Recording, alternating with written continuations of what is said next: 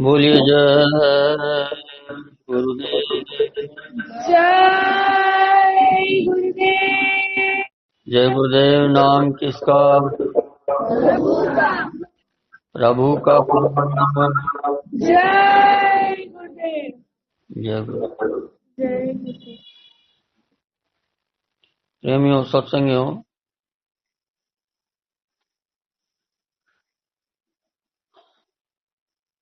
संसार में विदित है संत और महात्माओं की मौज को कभी नहीं समझा जा सकता। लोग महात्माओं के पास आकर, संतों के पास आकर भी अपनी बुद्धि लगाते हैं। सारा जीवन सत्संगियों ने ये देखा कि मालिक की मौज के आगे कोई बात नहीं टिकती, लेकिन उसके बावजूद भी अपने सत्संगी अपनी बुद्धि लगाते रहे। संत महात्मा निर्मल होकर हमारी बुद्धि को छोटी समझकर बात मान लेते हैं। चलो भाई, कोई बात नहीं, ठीक है, ये जो कह रहे हैं वैसे करो। और उसी में बहुत सारे लोग ये समझ बैठते हैं कि हमारी मर्जी से गुरु चलेगा। सबको मालूम है कि कुछ सत्संगियों ने ये भी समझा और लोगों से कहा कि मैं मालिक को जैसे चाहूं, मैं गुरु को जैसे चाहूं वैसे बोल सकता हूं, उनको अपनी मर्जी से चलाऊंगा।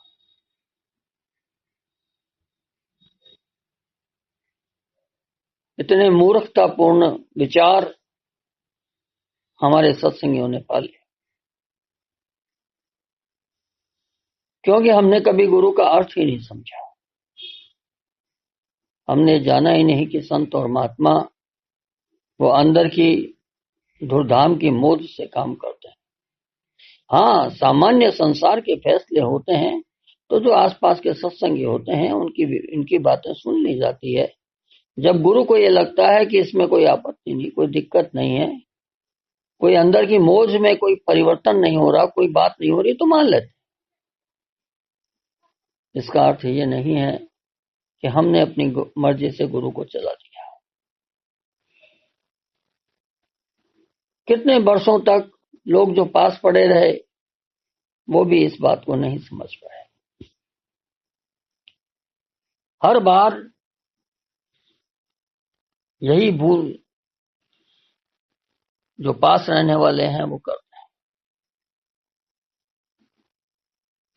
बहुत बार इसीलिए गुरु दिखाने के लिए कई बार बहुत सी चीजें दिखाते रहते हैं और बहुत से काम केवल इसलिए करते हैं कि हमको शिक्षा मिल जाए, हमको समझ में आ जाए, हमारी बात समझ में आ जाए, लेकिन होता कुछ और है।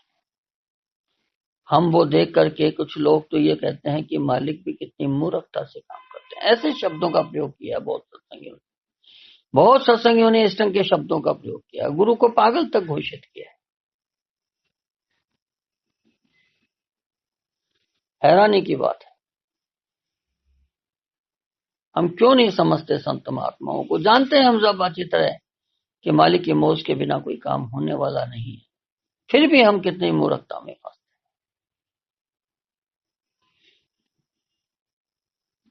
कुछ लोगों ने जो पास थे उन्होंने ये समझा कि बस इतने सत्संगी हैं, इतना पैसा आता है, सत्संगी आते हैं, उनके माथे पे हाथ रख दो, काम तो अपने आप हो जाता है। ऐसे कैसे अपने आप काम हो जाएगा भाई? तुम्हारे हाथ में गुरु के हाथ में तो बहुत फर्क है। तुम हाथ रख दोगे तो थोड़ा वो काम होने वाले। संगत की संभाल करने के लिए गुरु अपने आप कर रहा, वो अलग चीज है। लेकिन तुम सोचो तुम्हारे हाथ से कुछ हो रहा है, ये तुम्हारी भूल है।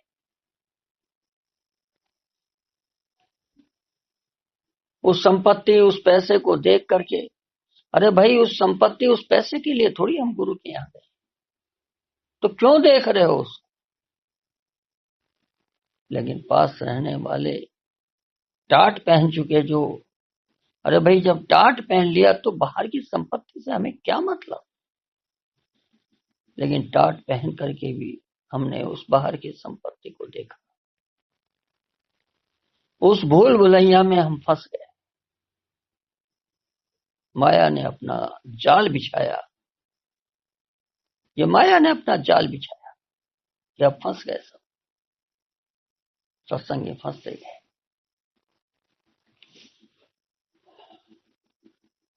और हमने गुरु को कमजोर और मजाक समझ लिया। महात्मा अपने लक्ष्य के बिल्कुल पक्के होते हैं, चाहे बाहर कुछ भी चलता रहे। वो माया को इसलिए नहीं बोलते क्योंकि वो जानते हैं सवाल माया का नहीं है, सवाल ये है कि ये सत्संगी ऐसे ही फंसते रहेंगे। इसलिए गुरु सिर्फ अपने लक्ष्य को पकड़ के रखता है कि क्या रास्ता है जो प्रकृति के अंदर विधिवत निर्धारित है, वो पूरा होता है कि नहीं। अगर वो पूरा हो गया तो काल भी हट जाएगी, माया भी हट जाएगी। इसलिए गुरु ने माया काल के बीच में अड़चन नहीं डाली। थोड़े समय के लिए सत्संगियों को जब शिक्षा देनी होती है तो हटा दी जाती, लेकिन सत्संगी तो फिर उसी राह पर चल रहे तो छोड़ दी। करना तो ठोकर खा के समझे, मार खा के समझेंगे। इसी ढंग से लंबे समय से परिस्थितियां चल रही। गुरु की नजर सिर्फ अंदर में होती है, वो बाहर में उतनी नजर डालते हैं जितनी आवश्यकता होती है, उससे ज्यादा बाहर नहीं डालते। गुरु का अर्थ छोटा मोटा महात्मा नहीं है कि हमने आशीर्वाद दे दिया, तुम्हारे दुख तकलीफ दूर हो गए। ये तो बहुत छोटी छोटी चीजें हैं, बहुत छोटी छोटी चीजें हैं ये। घड़ी घड़ी पल पल गुरु, कितने सत्संगी हैं, लाखों की तादाद में, सबकी नजर सब पे नजर रखी जाती। वो भी काम बहुत बड़ा नहीं है, ये बता रहा हूं। आप तो समझ ही नहीं सकते, वो कर ही नहीं सकते। तुम 5 आदमियों का काम करके दिखाओ, 10 का करके दिखाओ, कहां से करोगे। बाहर के काम नहीं कर सकते, अंदर की तो छोड़ दो। लेकिन वह भी सब कुछ नहीं। जो मुख्य काम है गुरु का, कि जो मालिक ने संकल्प ऊपर से बनाया, दादा गुरु ने, महात्माओं ने, संतों ने, उस मालिक ने, उस सत्पुरुष ने परिवर्तन के लिए जीवात्माओं को धरती पर उतारा, वो एक संकल्प बनाया, तो गुरु की नजर तो उस पर होती। उसमें कहां अड़चन है उसे ठीक किया जाए। अड़चन हमारे सत्संगियों की है, जिन्होंने विधान को खराब किया है। तो भाई उनमें कुछ बुद्धि आ जाए, जो काम कराना है वो कर लें, बस बाकी चीजें ऑटोमेटिक है। पर वो बाहर की भूल भुलैया में खो रहे हैं, उन्हें समझ नहीं कि गुरु क्या समझा। जो समझा रहा वो कभी समझना ही नहीं, और चीजें समझती। जो समझाया जाता वो कभी नहीं समझते। जब ऐसी परिस्थिति आ जाए तब क्या किया जाए कि जो समझाया जाए वो समझना नहीं, अपनी मनमानी से बाहर की चीजें समझनी, संसारिक बुद्धि से चीजों को सोचना, संसारिक बुद्धि से विचार करना, संसारिक बुद्धि से राग द्वेष में फंसना, ईर्ष्या में फंसना, द्वेष में फंसना, इसने ये किया उसने ये किया। जब ऐसी परिस्थिति आ जाती है तो गुरु मजबूर होकर के सब चीजों को छोड़कर दूर हटता है। फिर प्रकृति को अपने फैसले लेने पर बाध्य होना पड़ता है जब गुरु दूर हटता है। वह अंदर से उस चीज को छोड़ देता है। दूर हटने का, चाहे वो वहीं रहें, लेकिन फिर भी वो अंदर की डोर को छोड़ देता है, तो प्रकृति समझ जाती है कि गुरु ने छोड़ दिया। तब प्रकृति अपना हिसाब करती है।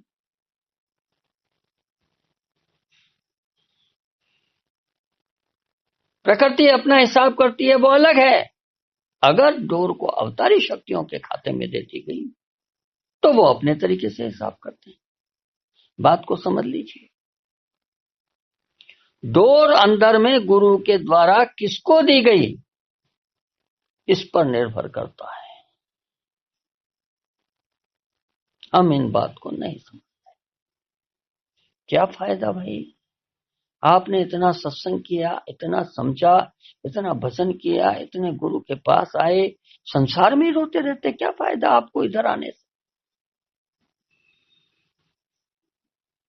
उतारो सत्संगी का बाना, जाओ संसार में, भटको संसार में।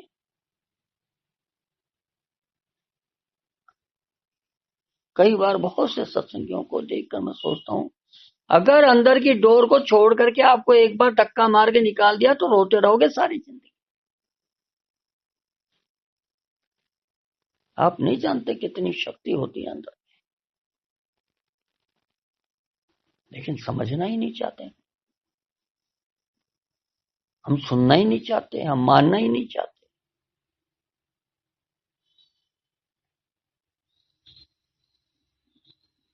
ये गुरु की दी गई अंदर की डोर पर निर्भर करता है कि हिसाब किसके खाते में गया। बड़ी रचना अंदर में अलग तरीके से बनाई। अगर ऐसे नहीं बनाई जाए तो काल माया तो मिनटों में हिसाब करेंगे, उनको तो संसार में जो करना वो करेंगे। फिर गुरु की मौज क्या हुई? इसलिए चाहे समय खराब आ गया फिर भी डोर गुरु की मौज से ही काल और माया और कुदरत के हाथ में जाती है। हाँ, परिस्थितियां खराब है। परिस्थिति खराब का मतलब सत्संगियों ने आदेश नहीं माना तो परिस्थिति खराब हुई। अपने आप परिस्थितियां खराब नहीं हो गई कि सब परिस्थिति खराब थी, नहीं। सत्संगियों ने आदेश को नहीं माना, जो काम करना था वो नहीं किया, तो परिस्थिति खराब हुई। तो गुरु अपने को अलग करता है और डोर को सौंप दी जाती है। जितनी काल के खाते में सौंपी उतना काल करेगा, जितनी माया के खाते में सोची वो करेगी, जितना प्रकृति के खाते में दिया वो करे। अवतारी शक्तियों का नंबर ही नहीं है, क्योंकि उन्हें छोड़ दिया गया।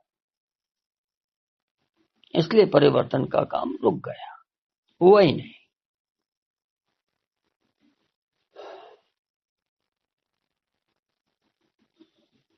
बहुत लंबा समय हो गया हमारे भी सत्संगियों को सुनते सुनते सुनते। मैं सोचता हूं ज्यादा नहीं, लेकिन कुछ सत्संगियों को हमारे सत्संग की गहराई समझ में आनी चाहिए। इतनी बातें कम से कम समझ में आनी चाहिए। हमारे भीतर में इतनी मजबूती साथ में आ जानी चाहिए कि हमें कोई भी चीज दी गई या समझाई गई तो तुरंत समझ में आ रहा है। ये चीजें हमारे सत्संगियों में थोड़े बहुत ही आनी चाहिए, क्योंकि आप नहीं जानते, जब बातें समझ में आएंगी तभी मजबूती आएगी, और जब मजबूती आएगी तो पिलर खड़े किए, जैसे बिल्डिंग बनती है सबसे पहले पिलर खड़े किए जाते हैं। पिलर को अपनी हाइट तक ले जाया जाता है, तब तक पिलर ही चलते रहते हैं। फिर छत डाली जाती है, फिर उनके ऊपर वजन डाला जाता है, काम सौंपा जाता है, वो वजन डल गया। उसके बाद इंफ्रा अंदर का स्ट्रक्चर, उसके बाद कुछ चीजें और बनने लगती हैं। अंदर की रचना भी ऐसे ही है। पहले उनमें मजबूती, कुछ लोग तो तैयार होना जरूरी, और इन सब को करते करते भी लक्ष्य अंदर का भी वो ध्यान रखा जाता है कि जो प्रकृति पहले से गुरु ने काम सौंपी, जिसकी वजह से खराब हुआ रास्ता, जिन्होंने खराब किया, वो कहाँ अटका हुआ है, उस पे भी नजर रहती है। इधर भी काम चलता है, उस पे भी नजर रहती है। और आप समझते हैं कि साध इन सब चीजों को नहीं देखता, तो ये आपकी भूल है। वे बाहर भी उस सारी चीजों में लिप्त रह करके भी वो अंदर में सब कुछ दिखाई देता है, देखते रहते हैं। और खाली देखते ही नहीं रहते, जो जरूरी है वो काम हाथ के हाथ करना होता है। चाहे बाहर से किसी भी काम को कर रहे हो, फिर भी एक नजर, एक दृष्टि अंदर रहती है, वो अंदर का काम देखती रहती है, और जहां जरूरी हो तुरंत कर दिया जाता है। कितनी बड़ी शक्ति होती है, आप सोचिए, कल्पना करिए तो। क्या हुआ भाई, हमारे सत्संगियों को क्यों नहीं समझ बैठी छोटी छोटी बात? इतनी बड़ी संगत को तैयार किया, इतने लोगों को टाट पहनाया, इतनी त्याग किया, इतनी तपस्या की, लेकिन फिर भी समझ नहीं आई। और सत्संग ये सोचते हैं कि उनका भेद कभी ना खुले। तो भैया ये बताओ मुझे कि धरती असत्य पर कैसे टिकेगी? अगर भेद नहीं खुलेगा तो असत्य के ऊपर ये धरती कैसे टिकेगी? असत्य के ऊपर सत्य की नींव नहीं होती। असत्य की नींव पर सत्य की मंजिल नहीं खड़ी हो सकती। सत्य तो सत्य पर ही रहेगा।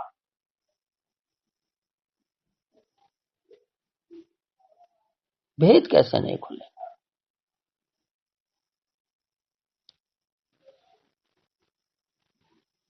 आंख बंद करके हम बैठ जाएंगे कि अब आगे कुछ नहीं होगा, तो आपकी आंख बंद कर लेने से कुदरत थोड़ा रुक जाएगी।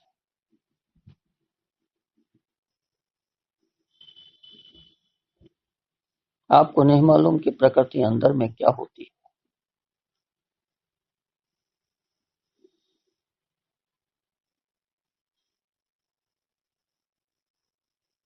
जैसे खदान में खुदाई होती है, तो जहां सोना होता है उसे छांट के अलग कर देते हैं, मिट्टी को अलग कर दिया जाता है। व्यापारी उस सोने को निकाल के अलग कर देते हैं। ठीक इसी ढंग से हमारे सत्संगी, जिन्होंने सत्संग को सुना, जिन्होंने समझा, वो सोने की तरह होते हैं। जब समय आता है, प्रकृति उनको चुन करके अलग कर लेती है कि ये मेरे काम के हैं। कचरे को एक तरफ कर देती। समय आता है प्रकृति का, जब प्रकृति को फैसले लेने होते हैं, जब प्रकृति को परिवर्तन के लिए कुछ करना होता है, वो अलग कर लेती है। लेकिन तब तक हमको इंतजार कहां है? कुछ लोग तो इतनी जल्दबाजी में होते कि ये किया था हुआ ही नहीं, ये कहा था हुआ ही नहीं, ये किया था कुछ नहीं हुआ।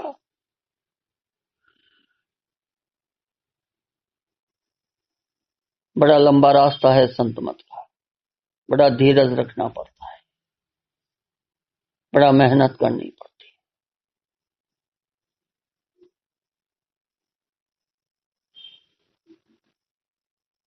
प्रेम से पुकारो उस मालिक को, मालिक हाजिर मिलेगा। जय गुरुदेव। कहां गया मालिक हमारा? मालिक तो तुम्हारी पुकार पर हाजिर है। पल पल क्षण क्षण हमें कितने परिचय मिलते हैं, फिर क्यों बुद्धि बहकी हमारी? क्यों हम छोड़ बैठे सारी चीजों?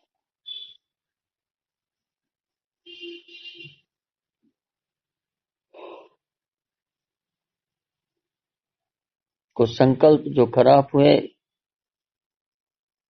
आश्रम पर जो व्यवस्थाएं खराब हुई, उसका परिणाम तो आज हम देख ही रहे। नहीं होता तो क्यों होता।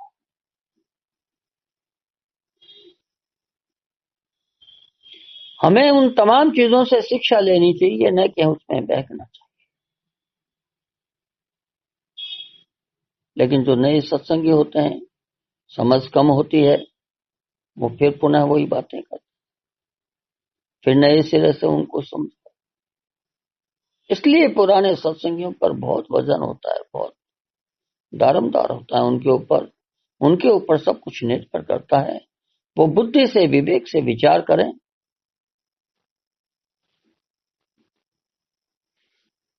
ताकि नए लोगों की बुद्धि न बहक पाए, वो सत्य के मार्ग को पकड़ करके चलते रहें, नए लोग भी उसी पर चलें।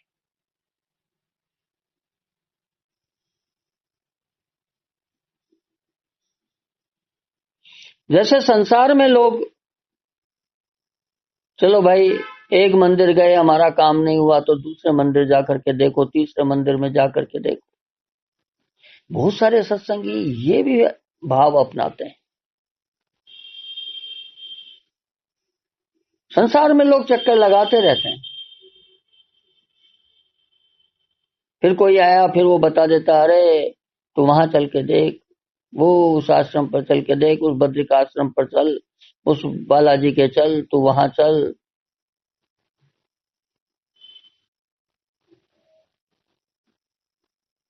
संसार में लोग ऐसे ही चलते हैं, भटकते रहते हैं। वो कोई मुक्ति पाने के लिए मंदिरों में नहीं घूमते, वो तीर्थ स्थानों के अंदर ऐसे नहीं जाते। वो तो चलो भाई हमको मरने के बाद मुक्ति मिल जाएगी। कुछ लोग ऐसे जाते हैं, कुछ सोचते हैं भाई चलो चल रहे हैं, सब लोग जा रहे हैं, अपन भी चले जाते हैं, धर्म का काम है, अच्छा है। बस इन्हीं भावों से ये संसार में है। और यहाँ परमार्थ में भी कुछ लोग सोचते हैं, अरे भाई चलो उधर आशीर्वाद मिल जाएगा, चलो उधर उससे आशीर्वाद मिल जाएगा, नहीं मिला तो क्या हुआ, इधर चलो वहां से मिल जाएगा, चलो हमें संगत में ये काम कर लिया, मिल जाएगा। अरे भाई मिल तो जाएगा, तो भी मूर्खता में क्यों फंसते हो, अज्ञान में क्यों फंसते हो। बात तो सीधी है, कहीं से भी मिले कुछ मिले, लेकिन हम बुद्धि का विवेक क्यों खत्म करते हैं, अज्ञान में क्यों फंसते हैं। अज्ञान में फंसोगे, भावनाएं चली जाएंगी, भावनाएं खत्म हो जाएंगी, तो भाव गया तो सब गया। भाव के भूखे हैं सतुर, हम इस भाव का मतलब ही नहीं समझ।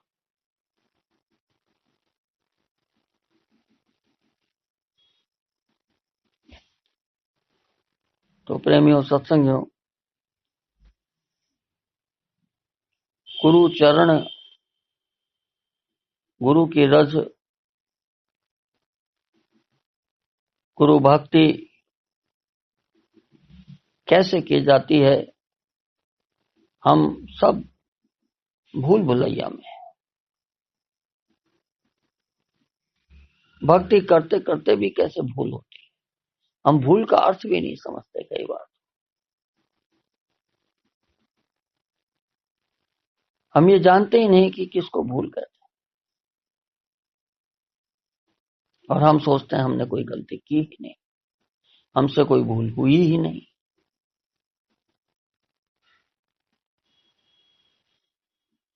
ये काल और माया का चक्रव्यूह है, जिससे बचना बहुत मुश्किल काम है।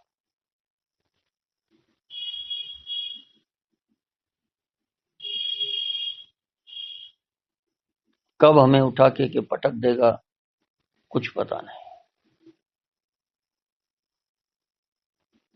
बड़े बड़े साध, बड़े बड़े साधक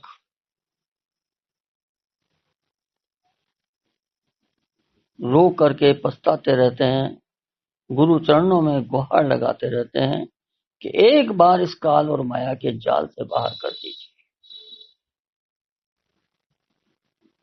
एक बार बाहर चले गए उधर, फिर चाहे कुछ भी हो, फिर ये कभी आपको सता नहीं सकते, आपको परेशान नहीं कर सकते। फिर आप इधर संसार में अपनी जीवात्मा वापस ला करके काम भी करते हो तो वापस चले जाओ। फिर जो बंधन है, जो अंदर का फसाव है, वो खत्म हो जाता है। इसी को सच्ची मुक्ति कहते हैं, इसी को बंधन मुक्त कहते हैं। बाहर से संसार में किसी को दिखाई नहीं देगा कि आपको मुक्ति मिली या नहीं, क्योंकि जिन्होंने मुक्ति पाई वो भी संसार में वैसे ही काम करते हैं, जिन्होंने नहीं पाई वो भी करते हैं। एक फंसकर करता है, एक करता है चला जाता है। दोनों में फर्क करना बहुत मुश्किल है। जब आपको साधना कराई जाती है तो अंदर में किसकी पकड़ कितनी है तब समझ आती है, उसके पहले कुछ समझना ही संभव नहीं। और यही कारण है कि साधकों में भी भटकाव पैदा होता है। सिर्फ गुरु चरणों पर ध्यान लगाओ, इसीलिए बार बार कहा जाता है कि गुरु पे ध्यान रखोगे, वो परिचय भी, साध का परिचय भी देना है तो गुरु ही देगा। दूसरे को क्या पता, कोई कुछ भी खड़ा होकर कह देगा मैं हूं साध, कौन जानता है, कोई हो, गुरु देगा उसका परिचय, क्योंकि गुरु पूर्ण है। जो गुरु कहे सो कर, जो गुरु करे सो कभी मत कर। गुरु की मौज में जिए। गुरु ने आपकी डोर जिसके हाथ में अगर दे दी कुछ समय के लिए, हमेशा कभी नहीं देगा, ये ध्यान रखिए। हाँ, कुछ काम होता है, बच्चों को सौंप दिया जाता है, भाई तुम ये काम ये करे आओ।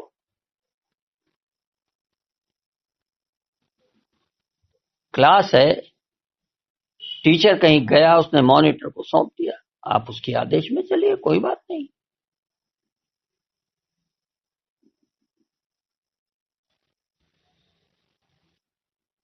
मॉनिटर कोई टीचर थोड़ी बन जाएगा। कुछ समय के लिए इस काम सौंप दिया तो भी ठीक है। बात यह है कि हम बात को समझें, सत्संग की गहराई को समझें हर तरीके से। भक्ति की गहराई को समझें, साधना की गहराई को समझें, गुरु क्या है उसकी गहराई को समझें, साधक क्या है उसको समझें, साध क्या है उसको समझें, काम समझें, साधक का क्या है, साध का क्या काम है, अवतारी शक्तियों का क्या काम है। ये पूरा पूरा हम जितना समझ लेंगे, समझने के बाद भी गुरु भक्ति करनी है। लेकिन जब हम समझ करके करेंगे तो हमारे मन में शंकाएं कुशंकाएं नहीं रहेंगी, हमारे भाव उतना दृढ़ होंगे, हम बहुत मजबूती से काम करेंगे।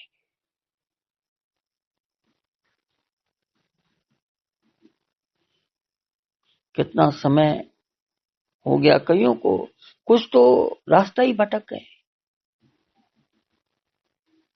कईयों को समझाने के लिए कितनी बार मैंने सोचा तो भी कुछ नहीं।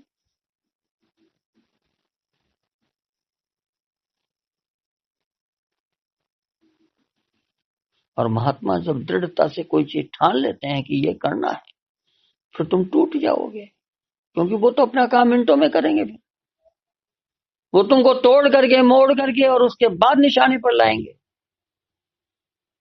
फिर रोगे ये हो गया वो हो गया।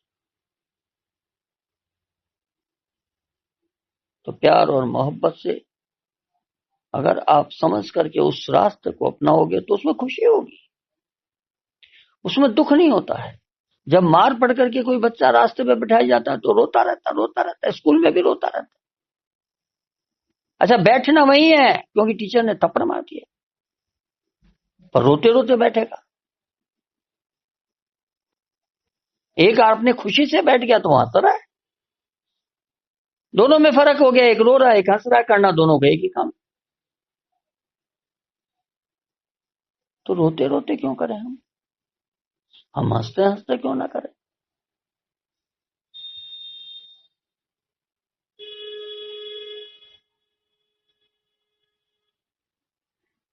जब हम हंसते हंसते काम करेंगे, मालिक हमें कुछ और काम देगा। हम संगत का भी काम करेंगे, लोग हमारी अपने आप प्रशंसा करेंगे, पूजा करेंगे। अरे भाई, ये संगत में बहुत अच्छा काम कर रहा है, लोग मानेंगे। और प्रकृति आपको समय पर क्या देगी, इसकी तो आप कल्पना ही नहीं कर सकते। जय गुरुदेव। वो अदृश्य हाथ हैं जो आपके चारों तरफ घूमते रहते हैं, आप उन्हें देख नहीं सकते, वो अदृश्य है। बहुत दूर तक जाते हैं वो हाथ, क्या करते हैं क्या नहीं करते हैं इसकी आप कल्पना नहीं कर सकते। इसलिए प्रेमियों, सत्संगियों, अपने भावों को दृढ़ करके, अपनी बुद्धि को साफ करके, निर्मल करके, विवेक को जागृत करके, उसके बाद आप अपने रास्ते पर अडिगता से बैठे रहिए और भक्ति, संसार का सब काम करते हुए भी भक्ति करिए।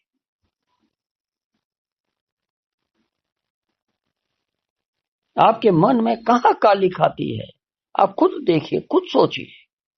दूसरे को कहने की क्या जरूरत? क्यों आ रही है हमारे काली खा रही तो है? जब घर में नहा धो करके कपड़े पहनते हैं, तब आप देखते नहीं कहीं से कालिख लग जाती है, तो आपको आपका मन खराब हो जाता है। ये इस पे ये कालिख लग गई, इस कपड़े पे ये लग गया, इस पे ये लग गया। आप तुरंत उसको साफ करोगे, उतारोगे, दूसरा पहनोगे। वहां तो आपको बहुत सी चीजें समझ में आ रही हैं, लेकिन जब आपका मन कहीं इधर उधर भटक करके कालिख लपेट रहा, तब आपका ध्यान क्यों नहीं जाता भाई? कि हमारे मन में ये सब क्यों आ रहा?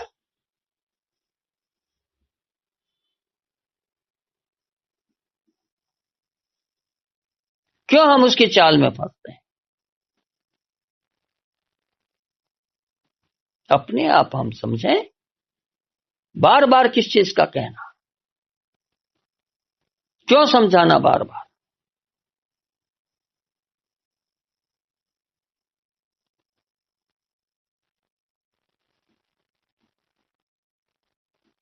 मैं आपके बीच बैठा हूं, अरे यहां बैठूं चाहे आपके सामने बैठूं, बात तो एक ही है। तो आप लोग बोलते हो तो चलो ठीक है, काम हो ही जाते हैं। वरना कोई, ये जो आप जितने बताते हो ये तो छोटे मोटे काम, अगर एक को भी खड़ा करके कहूंगा कि तुम कर दो तो वही कर देगा।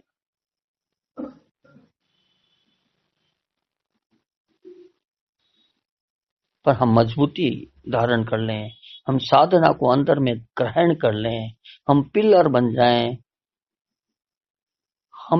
हम पे संगत का सारा दारमदार हम पे आ जाए, कोई बात नहीं, गुरु की मोह से वो भी कर लेंगे। हम तैयार तो हों इस तरीके से। जब मन में अच्छा भाव लेकर, पूरी शिद्दत और साधना के साथ आप जब लगे रहोगे, गुरु चरणों को पकड़े रहोगे, तो आपकी साधना निश्चित सफल होगी। जय गुरुदेव। बोलिए जय गुरुदेव। जय गुरुदेव। जय गुरुदेव नाम किसका? प्रभु का। प्रभु का पावन नाम। जय गुरुदेव।